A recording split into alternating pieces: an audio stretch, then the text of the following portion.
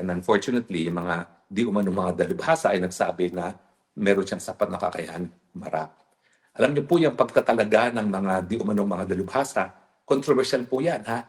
2 beses na merong natalaga ang registrar, yung parang clerk of court na kumuha ng mga dalubhasa para i-examine si Tatay Digo, pinatanggal. Yung una, suspendido pala sa kanyang board. Kung hindi ako nagkakamali, psychiatric board, no?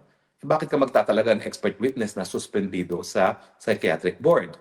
At ano naman ang naging basihan ng registrar na kunin yung isang taong suspendido from the practice of psychiatry? Yung pangalawa naman, abay, ang dami palang mga social media posts na laban ng kay Tatay Digong. Bakit ka naman kukuha ng isang di umunong eksperto na dapat ay maging patas, ang dami-dami naman pala niyang sinasabi laban kay Tatay Digong. Alam niyo po, tanggapin natin ang katotohanan dito sa Europa, talagang hindi po nila kinikilala ang mga mabuting ginawa ni Tatay Digong. Palibasa po siguro dito sa Europa, hindi nila nararanasan yung mga karahasan na ginagawa ng mga drug addicts. Dapat nga, tignan na lang nila ang estado ng Pilipinas dahil ang ating presidente nga ay nasa impluensya ng droga. At makita nila kung bakit kinakailangan talaga na kamay na bakal ang kasagutan dito sa issue ng droga. Ang malungkot, itong si President Trump ay para bagang sumusunod sa yapak ni Tatay Digong.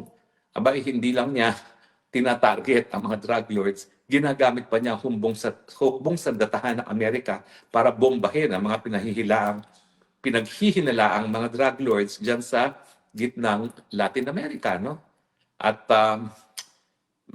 nagpapakita yan na hindi naman mali ang ginawang pulisya ni Tatay Digong dahil ang sabi naman ni Tatay Digong talaga, hindi naman bawal ang paggamit ng dahas, no? Sa parte ng mga kapulisan. No? At kung mayroong pangangailangan at ito ay proportional, hindi naman po illegal ang pagkuha ng buhay kapag ang isang alagad ng batas ay mayroong banta sa kanyang sariling buhay. Well, malungkot nga lang po na ngayon nakikita natin kung paano ang Estados Unidos ay gumagawa ng hakbang na kapareho ng mga hakbang na ginawa ni Tatay Digong, mas matindi nga lang ang ginagawa ng Amerikano. Kasi meron din naman pong proportionality. Huwag naman dapat sobra-sobrang paggamit ng dahas, no? Para labanan yung mga drug lords. Pero nakikita natin sa Amerika, medyo sobra ata yung dahas na ginagamit nila kasi naglo-launch na sila ng all-out war. Literally using the armed forces of the United States of America. Sa Pilipinas po, hindi naman umabot sa punto na hukbong sandatahan ay na-involve dito sa war on drugs. Kapulisan lang po dahil it is a civil matter. Kapag naging kasapi na kasi ang armed forces dyan, ibig sabihin talagang matindi na yung problema at baka umiral na yung batas na umiiral kapag mayroong digmaan. Kasi sa batas po ng digmaan o international humanitarian law, po pwedeng ang gulo, ang gamit ng dahas ay sa panig ng isang gobyerno at isang grupo na nagdedeklara ng independensya o right to self-determination o hindi naman kaya isang grupo na maski hindi sila nagdedeklara ng right to self-determination ay meron silang command, meron silang leadership, meron silang kakayahan na ipatupad ang batas na umiiral pag meron digmaan. Yan po yung tinatawag na non-international armed conflict.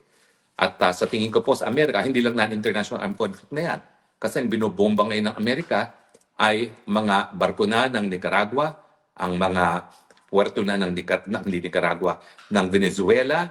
So ang tingin ko po, meron ng international armed conflict, meron ng aggression.